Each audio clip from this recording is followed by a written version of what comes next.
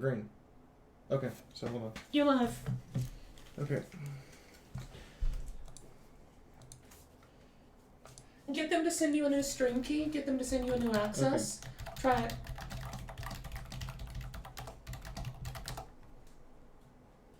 I'm live on my own channel, no issue.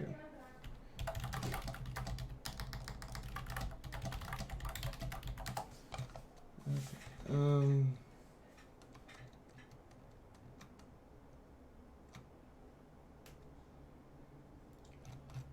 Where am I jumping into here?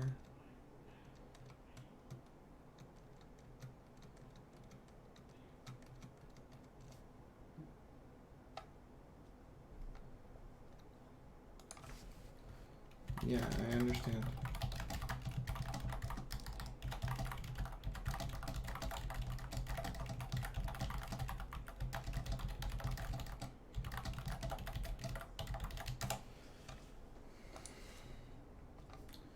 Okay, stream manager.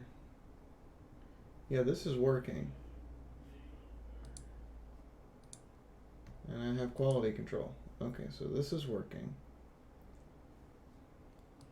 Test 1 2 1 2 1 2. Yeah, I'm getting broadcast.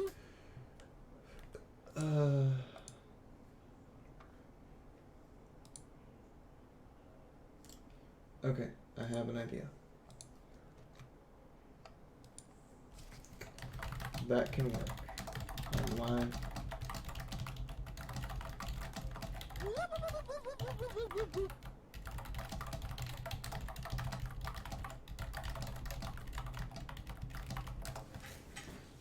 I'm on my own channel right now. I'll divert people to Discord and okay. So, hi everyone. We're half an hour late. I love technology. I know you all can't see me yet. I'm just doing final testing and I'm waiting for them to tell me that I'm good to go. But I am live. Okay, I have all the Twitches open so I can monitor those. Yeah, so something's wrong with Ponyfest's server on their end. Basically, I couldn't get the stream to go through. We're going to wait for them to get everything switched over.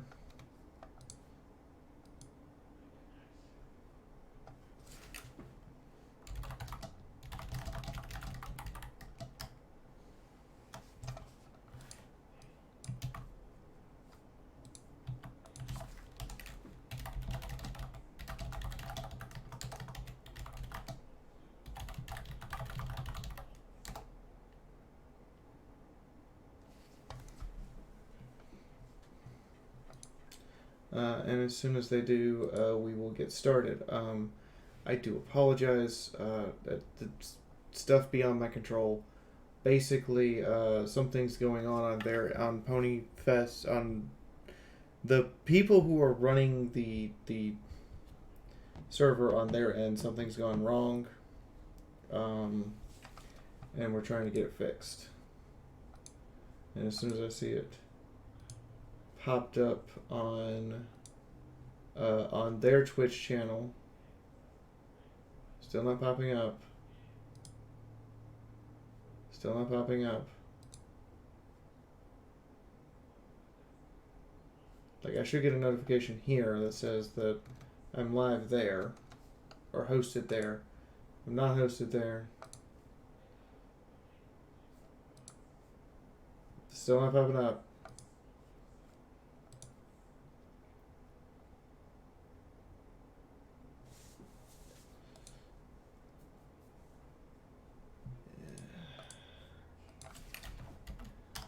Where are you hosting me?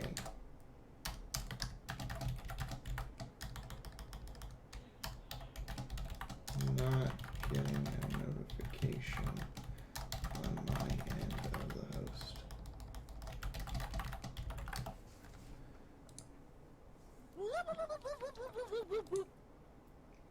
Okay, there we go. It just went through. Okay, cool.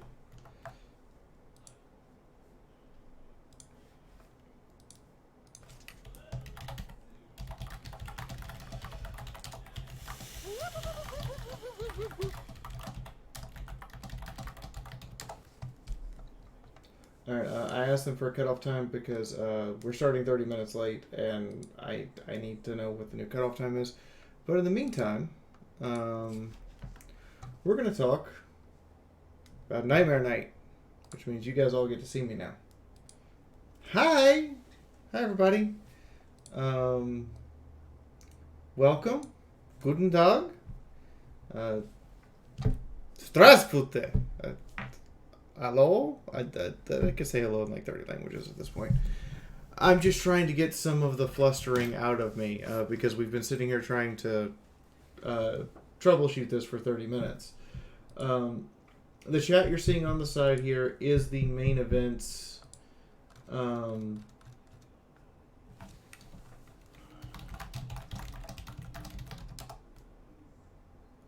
Is the main events.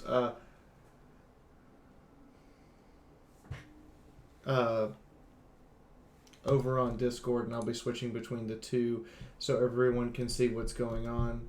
I'm making sure people can hear me before I... Cool, that's where I need to know. Thank you very much, Liz. Hi, Mr. Magister. Thank you for being a mod. Thank you guys for helping us troubleshoot this.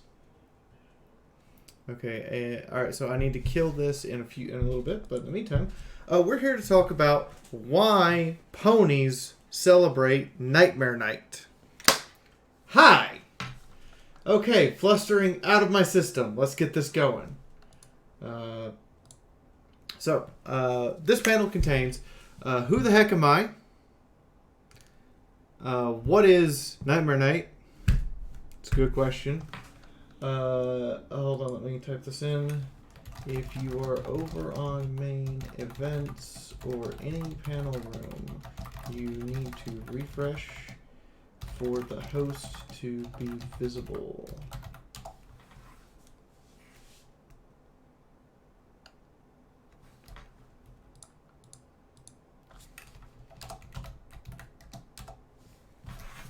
Okay, that should get the word out. Basically, if you're over in the, you have to refresh, because if you don't refresh, the host isn't going to come up, and you're just going to see the wait screen. All right, we're here to talk about who the heck am I, what is Nightmare Night, the various celebrations of Halloween around the world that are the conglomeration of the MLP version of Halloween that is Nightmare Night. The differences and similarities between what we celebrate in the U.S. and what the ponies celebrate in their world. And some ancient mythology fun. It's going to involve cannibalism. And exorcism. Okay, you know what? That's just going to be the hilarious part that when we get to that. So, who am I? I'm Fiora the Tank Girl. These are the three OCs, characters, whatever you want to call it, that I have been before. You have the scientist with the tanker uniform underneath on the left as a fox that I use for fur conventions in the past. You have Queen Quake, who I was at BabsCon, and you have Wandering Sunrise, who I am now. She's dressed up in her Halloween costume of Star Swirl the Bearded. I've been a scientist in the field of human sexuality and communication for 9 years. I have 69, and I'm not taking any more unless I absolutely have to, postgraduate courses. Nice. These include geometry, geology, sociology, psychology, history, chemistry, metallurgy, aerodynamics, you name it, I've done it. Physics, quantum physics, nuclear physics, theoretical physics. I like physics a lot, okay? Just let me have that. I play Wandering Sunrise for tabletop live streams, and I am the first legally published Fallout Equestria author for Fallout Equestria Dead Tree, which you will be hearing about tomorrow. That has nothing to do with this panel. That's just a little tidbit of information about who the heck the person is who's talking to you. Now, celebrations of Nightmare Night. We need to have a talk. You guys about to see how ghetto this has to be run sometimes. Yeah, it's Windows Movie Maker. Don't judge me. So, we see they have costumes. They're riding on various... I'm going to cut this down so that we don't cause a Twitch copyright problem. They have various celebrations, dances, specific music. That's a thing. They collect candy and treats.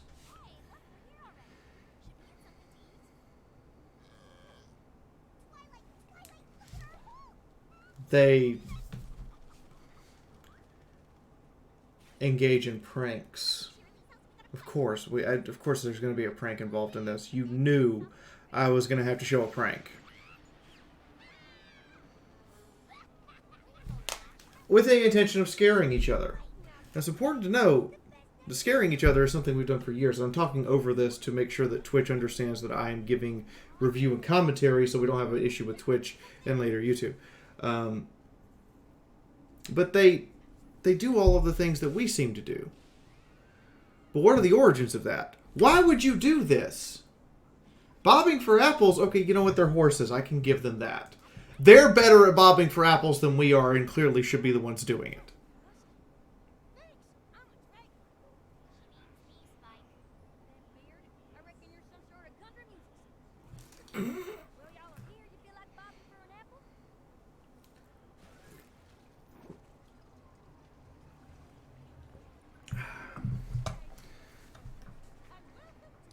So, we can see what they do.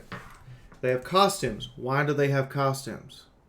They issue treats and candy and things that are normally reserved, like pastries, and they have games that are purposefully either mocking in comical ways, like spiders, jack-o'-lanterns, skulls. There's a skull right there in the shot right here. She's walking up. There's just a skull. They have haunted mazes and decorations and Nightmare Night specific events. They have pranks that they play on each other and it's socially acceptable. And they have purposeful instances of terror. They are actually purposely causing terror. Which is an interesting thing to note. Howdy, Dark Spectre. I'm talking to the Twitch chat, so I'm having to monitor like 3 different chats, so forgive me. I'm working on it. But yes, give the Kieran a hug because the Kieran has had a glitch. But they have all of these events. Why would you do this? You're celebrating the imprisonment of one of your rulers, right? Like that's what you're doing. And you're celebrating in essence during the time when she's more powerful, not the time when the ruler of the sun is more powerful, but when the time the ruler of the moon is more powerful. And she technically lost the Civil War. What? Alright, so let's take a look at some of our origins of Halloween. So we understand that certain things like witchcraft, animal sacrifice, burning of sage and smudging, and the keeping at bay of the souls of the dead through bonfires comes from Samhain, which is a Celtic harvest festival. It is the idea of celebrating the harvest while at the same time warning everyone that this period of great prosperity comes at the cost of a period of great trial and tribulation, i.e. winter, that is going to be coming immediately afterwards. Further, because they can feel the change of the seasons, this is a time for rituals and games to divine your fortune, to give you a fate to look forward to. And they do... Oh, excuse me, pardon me. I apologize. But they do this through various methods such as rolling bones, cutting animals and reading innards. These were the origins of Halloween in the 3rd century. Freaky deaky stuff. Here's an image of what a Beltane offering circle looks like. Beltane being the Welsh tradition, not Scottish. Beltane is not Scottish; it's Welsh. Irish tradition is Samhain, as is the Isle of Man in Scotland. Don't get them confused. And some of you would argue with me till you're blue in the face. Look. I had to pick up several books. I had to read some Wikipedia articles. I had to read some actual scientific history articles. And I even talked to a professor about this to make sure I was getting this stuff right. This is what a Beltane circle, offering circle looks like. You notice it's lit with candles because they can't simulate a bonfire with all the different pieces around them, so they're using candles in place of a bonfire. They're offering pumpkins. Why would you offer pumpkins? And they're offering some animal with antlers. I think it's a stag. But that skull is a little small, so I'm not entirely sure what that animal is. But this is a Beltane circle. Now, the next phase of Halloween that we get ideas from is the Roman version of Halloween, described as Lemuria. According to the ancient Roman religion that celebrated gods like Mars and Jupiter, the gods that our planets are named after.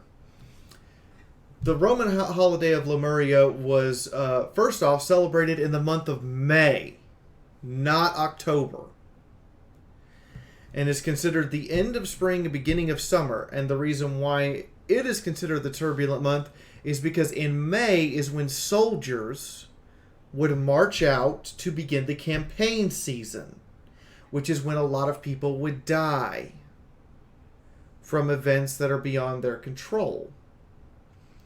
And during May, you didn't want ghosts of your relatives, ghosts of people you had upset, or your family had upset, or specters, which specters, specifically in Roman tradition, a specter is a non-human spirit, meaning they were never human.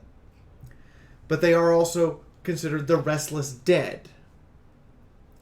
One of the most common specters you see from Lemuria is the devouring snake, which is a lizard-like entity that is snake-like mostly. It has vestigial arms, and instead of having a snake's mouth, it has a human mouth about halfway down its body.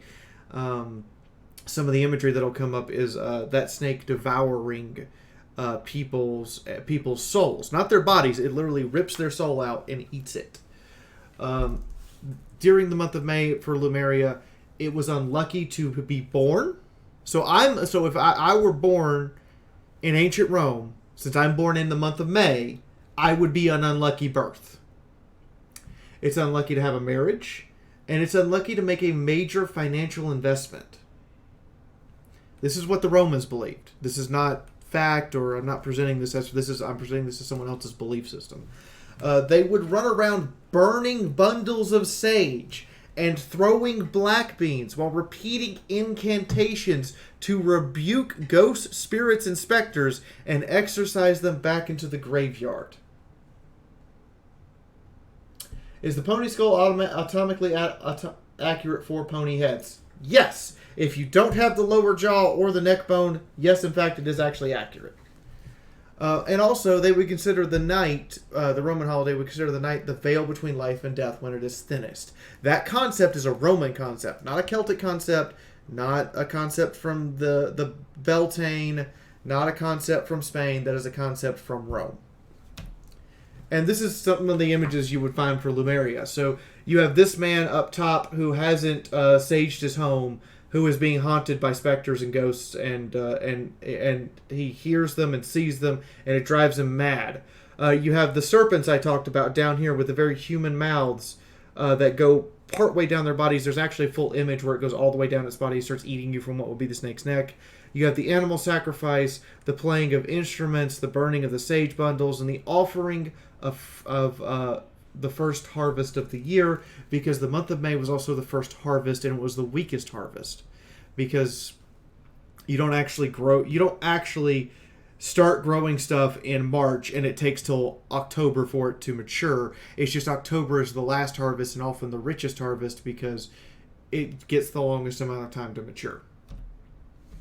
So the last point of origin we have for Halloween and for Nightmare Night that we can consider humans interposing onto ponies is Dia de los Muertos, the Day of the Dead. It's adopted, a lot of it, to the Catholic Church, is adopted directly from the Aztec religion about keeping Quetzalcoatl sleeping and preventing the apocalypse by the dead rising from their graves. Again, you get this concept of the night where the veil between life and death is thinnest. The celebration is of the dead. You're celebrating your dead ancestors to show that you remember them, to show they don't need to come back to haunt you.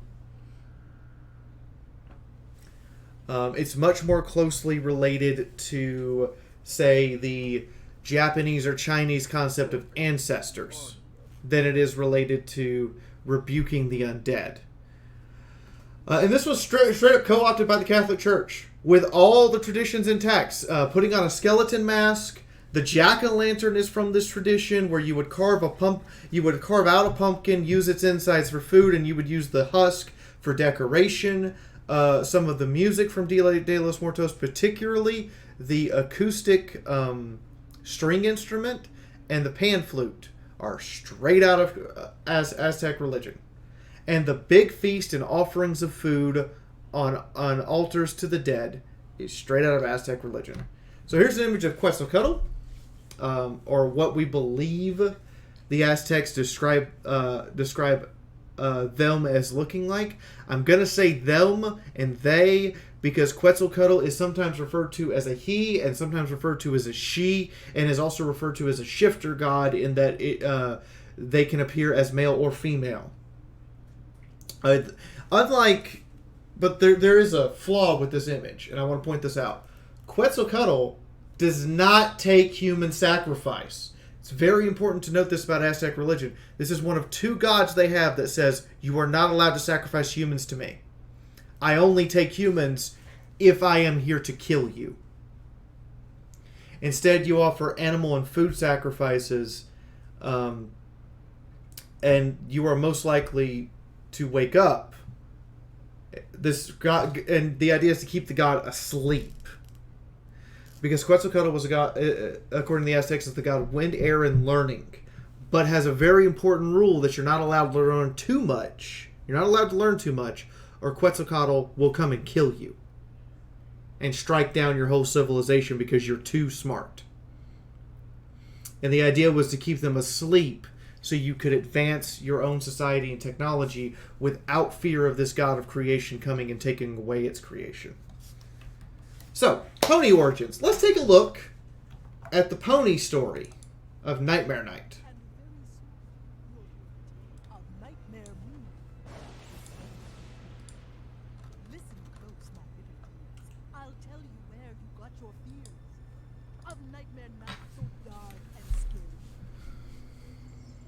So,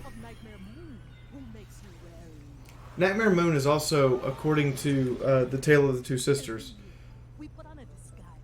someone who haunts you in your nightmares. You put on your disguise so the dead can't find you, which is a tradition from Siam and a tradition from the Day of the Dead.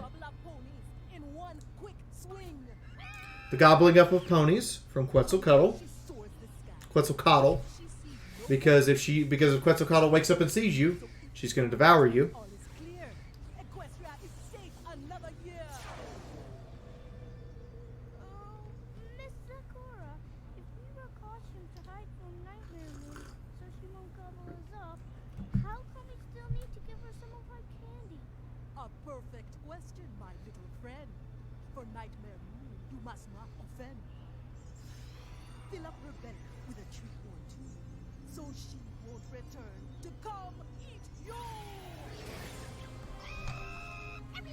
Purposeful pranks and terror. And I'm going to explain the purpose of terror and fear about Halloween and Nightmare Night here shortly. And of course, we have Luna actually appearing in this episode because, if we're going to have a Luna episode, we may as well have it. This is Season 2, Episode 4, for those of you who want the episode reference.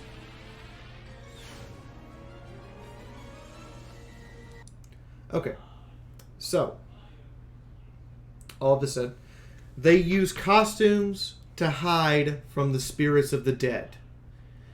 We use costumes as a way of getting dressed up and prancing around, but that did evolve from the origins of Halloween, where it was used to hide from demons and devils, which is an adaptation of the Christian church from the Celtic mythology that if you wear a costume on the night of Saim, or the Welsh tradition of Beltane, if you wear a costume to hide your face and conceal who you are, the spirits of the dead, when they are most active, won't be able to find you and haunt you. We see them sacrificing treats and candies to both Aztec, which is both Aztec and Roman, to hide the spirits, to keep them satisfied, to keep them at bay. And we also see direct mention of straight up cannibalism. Nightmare Moon is apparently cannibalistic if she's not satisfied. Quetzalcoatl would devour you if they woke up because you didn't provide them with the proper sacrifices.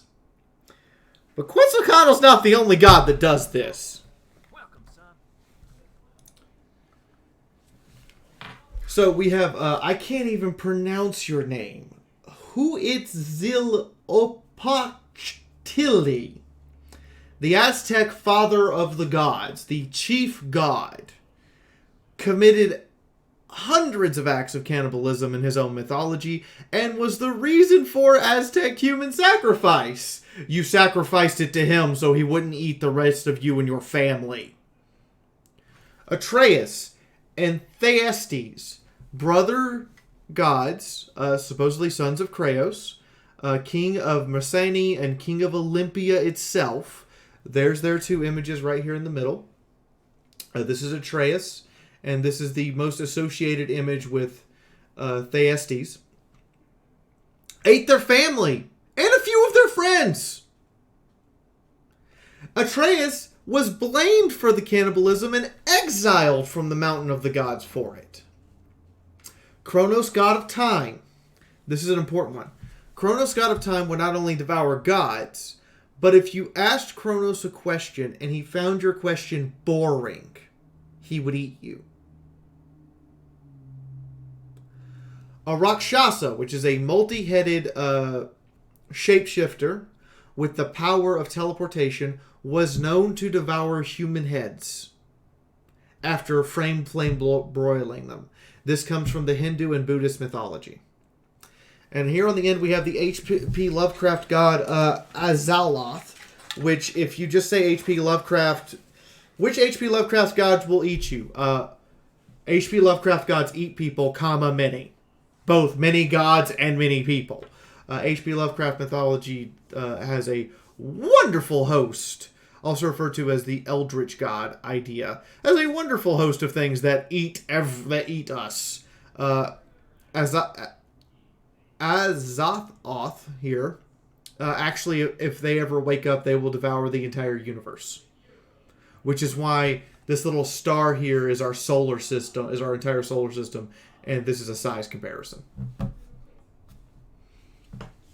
Cannibalism is apparently a very common thing with Halloween celebrations. I was unaware of this until I dove into this, and I'm just like, oh my god! There's like deities in every pantheon that will eat you straight up! By the way, Christians have devils. Christian mythology, there's devils and demons. Demons are things that we normally associate with things like possession or doing people favor. Devils are the types of demons that straight up will not help you, but are strictly here to devour you, mind, body, and soul. Devils are fallen archangels, according to Christian mythology. So now you know the difference. But let's move on to less cannibalism and more like, what's the point of being scared?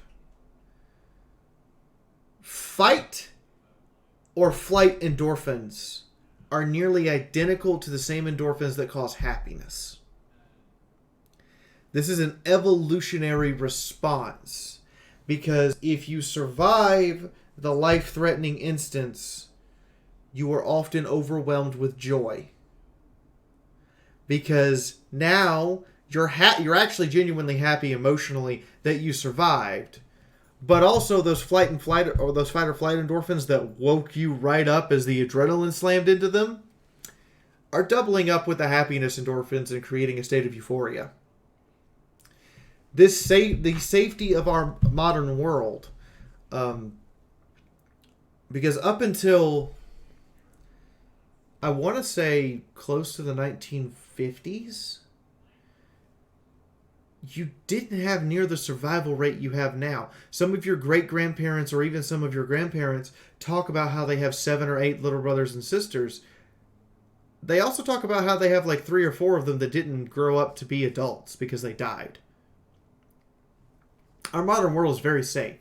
And so we seek out experiences of terror, experiences of fear, because we as human beings need to feel that. And I will tell you right now a little secret. This is also from the study you see at the bottom. Various studies by Linda Shab and Arash. Had a little hiccup. Varabat of Wayne State University. One of their studies found that you were much more likely to have sex or to have intimacy with a partner if you went and saw a scary movie as opposed to going and seeing a superhero movie or a movie about or a fantasy movie or a movie or any other movie. Really, you were much more likely to have intimacy if you went and saw a scary movie. Fear is also about testing our discipline and control. Human beings are most often found to make the most number of mistakes under 2 conditions: fatigue and fear. When you're tired, you make more mistakes. When you're afraid, you make more mistakes. Testing your discipline and control is something that modern masculinity emphasizes. And one of the best ways to do that is to be afraid. Because when you are afraid, you are much more... Yes, even compared to romantic movies, Dragon Turtle. Even compared to romantic movies, you are much more likely to have an intimate night seeing a scary movie. I know that's weird to hear. And this is one of the reasons why I asked this panel to be scheduled later in the day. Which they did, thankfully. But you're much more likely to... You're attempting to have that discipline and control to act even though you're afraid. There's a reason why the military does a lot of its training in situations where they are purposely trying to make the soldiers afraid and aware of danger. So they will continue to act with sense and normalcy despite the danger. Hyper-alertness and sensory stimulation are akin to ecstasy, the drug. When you're flooded with the same endorphins that cause fear, the flight and flight response, and the amount of adrenaline that surges through you, it gives the same chemical responses your body would have from sensory stimulation as if you were on ecstasy. I don't know if the same applies to horror games. I honestly don't know, Textalion. But it's the same thing as if you were on ecstasy. The drug. And if you go look up the effects of ecstasy, the biggest effect is hyper-alertness and sensory overload. This is a natural way to get it. And post-fright celebration is a life affirmation event. When you get scared... So when I pause, guys, it's because the connection had a hiccup, and I'm waiting for the connection to reach stable again. But when you get scared, exactly, train like you fight like you were trained. The will to win is not as important as the will to prepare to win. But post like the life affirmation events that happen after you've been terrified. The life affirmation events are things like you go out drinking with your buddies, you have a big feast, you laugh and cut up and you make jokes about it. You reaffirm the fact that you survived your terrifying ordeal. And you often will reaffirm that fact through celebrations with your intimate partner. Same thing. And this is over the course of a series of about 12 studies by Linda Shiab and Arish Favat at Wayne State University. You can look these up. They do a huge amount of research on fear and how fear affects the human mind and our social actions. Fear affects the human mind and our social actions. I apologize again. A little internet hiccup. I'm just trying to time myself to make sure I get through the hiccups and not cause you guys to miss the information. All right, so working out the origins of their celebration. We have 3 different celebrations. To refresh, I'm going to scroll back here. I don't often scroll back during these panels. Ah, shoot. Okay, one moment.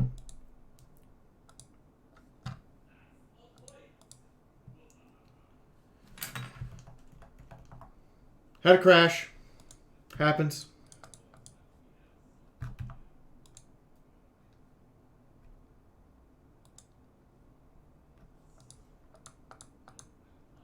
So you have Sahain and Beltane from the English Isles. You have Lumaria, and you have Dia de los Muertos. These. The hell is that? That's a new error. I'm about to go look up, like... I might have to reinstall OpenOffice to get this... We're not going to go into slideshow mode because apparently that's causing an error. We're going to stay in... Actually, I should be able to now. Nope. Okay. Something's wrong with this. Gremlins have just decided that today's the day. Haven't they?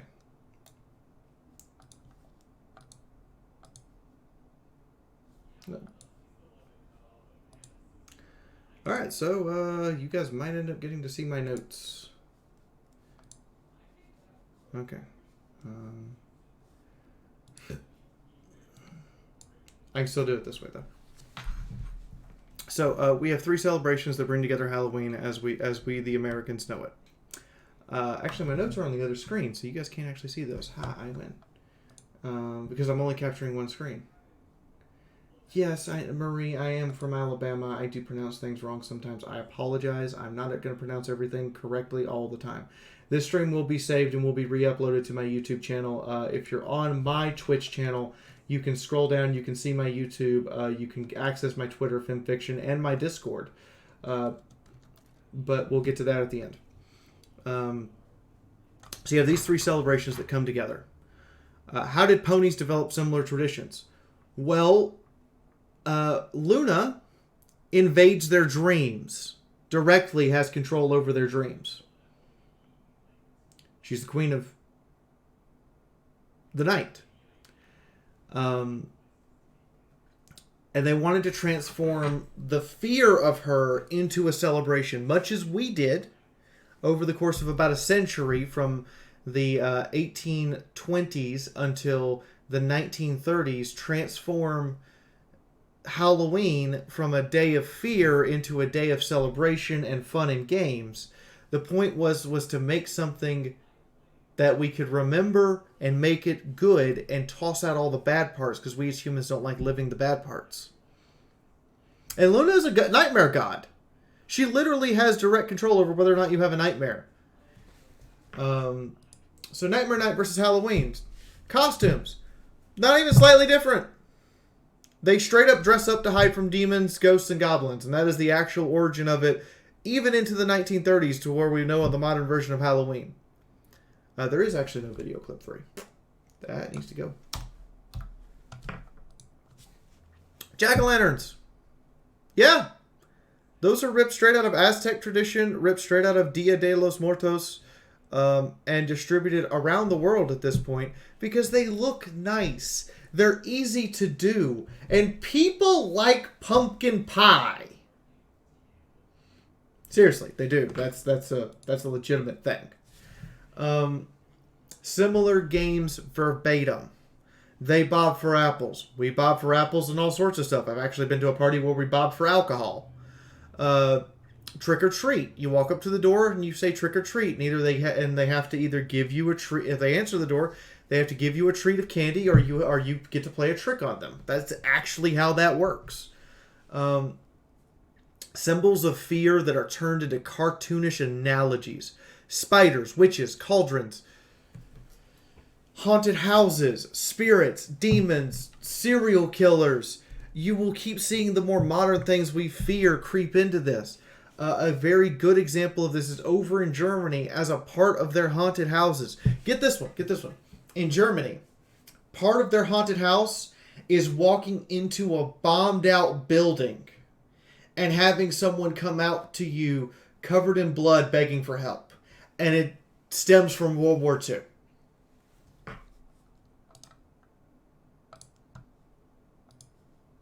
That stems from World War. That's part of German haunted houses. That's messed up. I'm not even gonna that's just wow. We play pranks on each other. Every one of you have at least been pranked once or pranked someone on Halloween. Is it an exact copy, though? That's the question. Could I fit The Nightmare Before Christmas into Nightmare Night? No. There's a very important reason.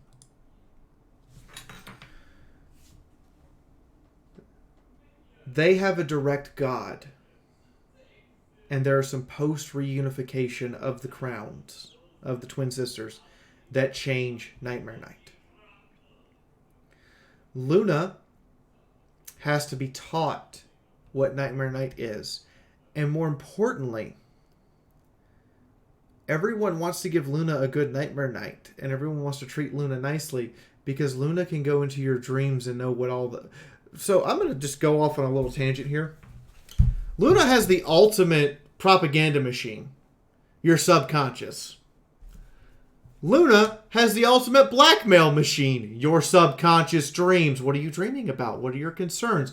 What are your problems? She has the ultimate polling station to figure out what's going on in the kingdom. And she has the ultimate ability to torture. Because the greatest torture is to put someone into a nightmare where the rules of reality are not entirely solid. So what working theory here, Nightmare Night is the one night of the year where Luna is allowed to give everyone nightmares and they can't complain.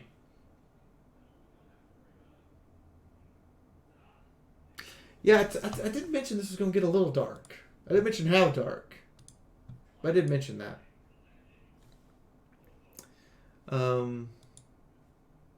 So, I'm going to link these in chat because I can.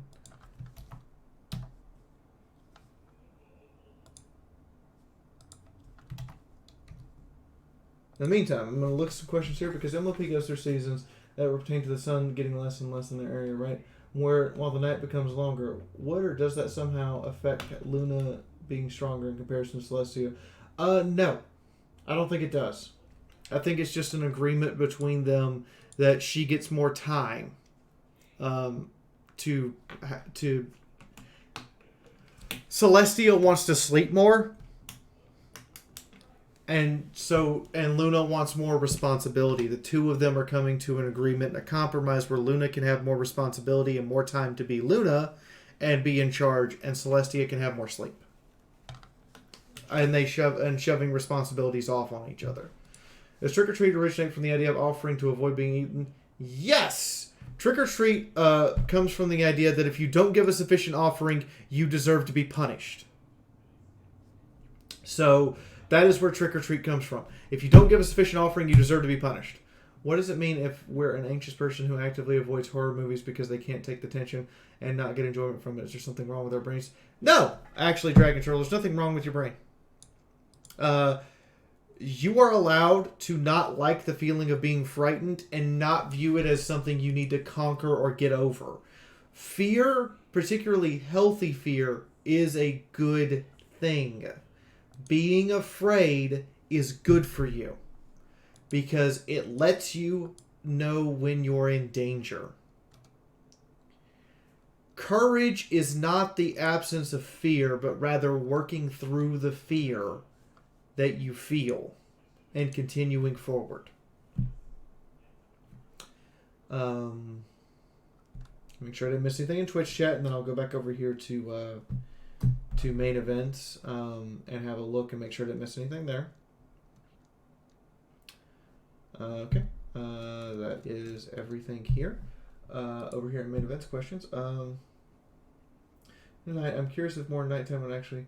I don't think it would, Amethyst, but I mean that's a subjective thing. I think you'd have to ask the creators of the show. The depression part. Does the film have a happy ending? Obviously, someone does. So is feeling depressed and having nightmares after watching a horror movie just a bad trip then? Yes, actually, Denim. That's a form of a bad trip in which you have experienced the flight or fight response and have received a form of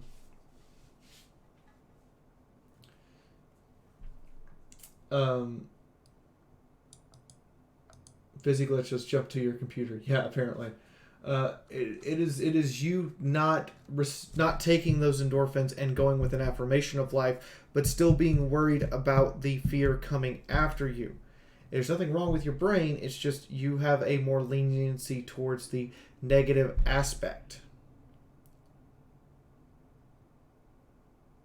Bingo, Brett. That is actually accurate.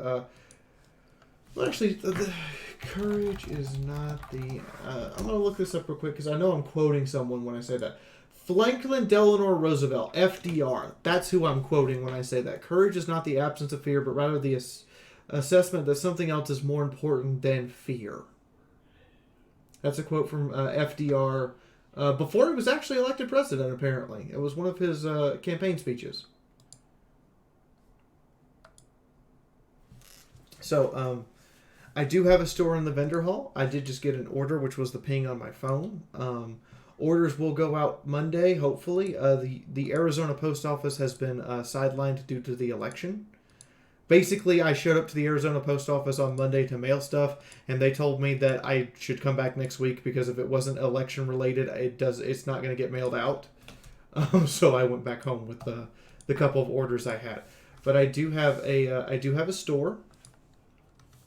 For you guys. I am willing to answer questions, and I will hopefully be mailing everything out on Monday or Tuesday next week. The store supports this research. To get access to those papers by Schab and Van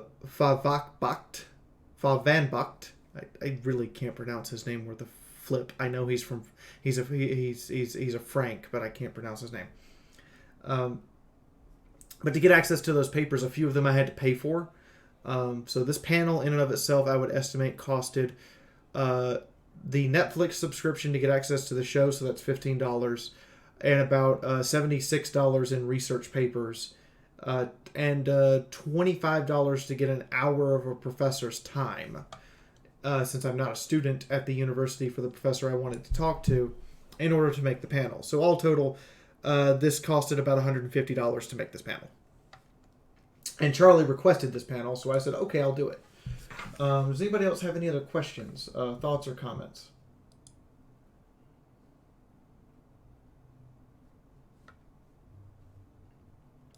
See, I'm trying to get through the material because I know that technically I'm trying to put us back on schedule.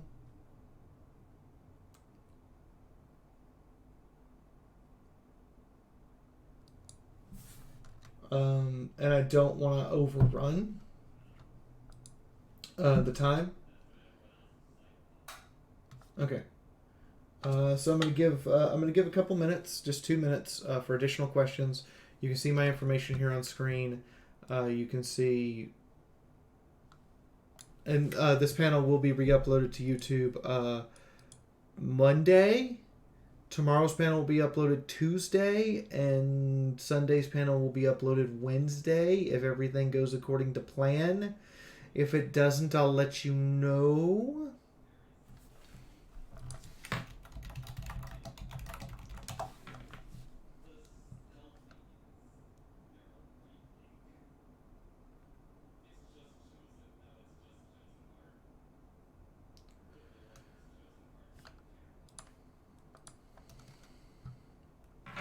What was it like for bobbing for alcohol? You had to be very careful because the alcohol was in glass and plastic bottles, and you didn't know if you were biting a glass or plastic bottle until you got your teeth around it or bumped it with your face.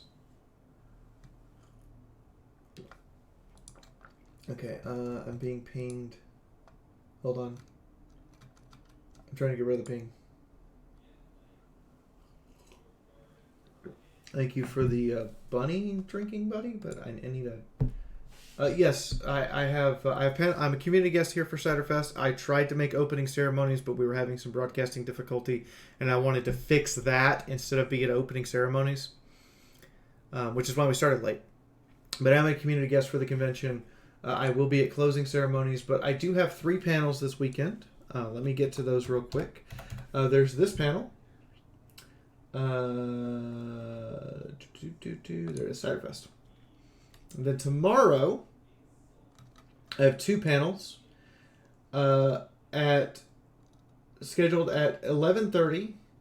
I have a panel with Vivid Syntax and myself, both community guests, who are going to be going over how to write fan fiction and how to get published. Because both he and I, turn around here, carefully pull this off my bookshelf. He and I are published. I'm going to blow this up to full screen here. And this is not... this is legal publication. So there's my disclaimers that I had to put in. Here's my credits page. And the newer copies have a barcode and a full copyright page and a print indicator, which is the... So if you look at a lot of books, you'll see these numbers on a page that seem odd because it'll say like 3, 4, 5, 6, 7, 8, 9, 10. That's what printing that book is for that particular volume. So there's a lot of those that actually exist. So I actually have that and everything, and it is a fully legally printed book at this point because it's recognized as a legal parody by the state of Virginia. Thank you, Virginia. I think that's everything. Let me I'm going to check one more time for questions, and I'm also going to check Backstage Panel to make sure that, to ask them how they want me to wind up. How do you want me to wind up? Just kill the stream? Or what do you want done? Because this is not a normal thing. I'm supposed to be streaming over on their YouTube channel, but that hasn't, or on their Twitch channel, but that hasn't worked. But yes, I have 2, and then I have the Fallout Equestria. Have the Fallout Equestria panel tomorrow. Have the connection stabilized. Thank you. I have the Fallout Equestria panel tomorrow with a bunch of voice actors from the fandom who are working on either working with East Corp or are working on Fallout Equestria Dead Trees audiobook. So they have a bunch of voice actors and other people who are going to be coming by.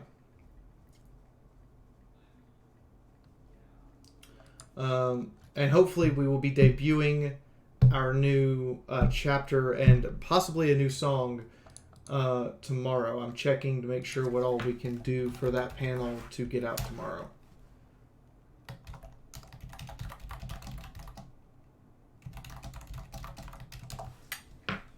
Alright, yeah, I'll be at closing ceremonies, Chris. Is avoidance of horror also because it's a reminder of an amalgamation of what's wrong with the world? Yes. Because your self-doubt and you are most likely to be afraid of the things you yourself consider stressors. But yes, I have the publication panel in the morning tomorrow and the Fallout Equestria panel in the evening. And during the midday, we will be playing Star Wars tabletop here on my Twitch channel as well. You all get to see the Doom Bunny. Or Darth Bunny.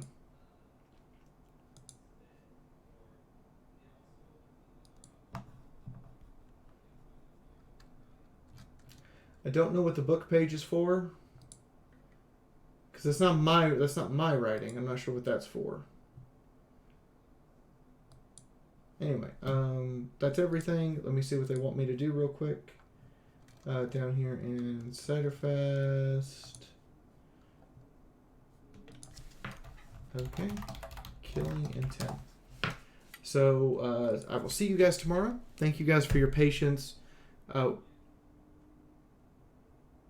Do apologize for the technical difficulties. Working with it the best we can. Good night, everybody, and I will see you guys tomorrow morning, tomorrow afternoon, and tomorrow evening. And again, if you have questions for me, you can ping. If you have questions for me, you can ping me on Discord. I don't restrict people from being able to message me. Also, if you have questions about my vendor hall, you can ping me on Discord. And if you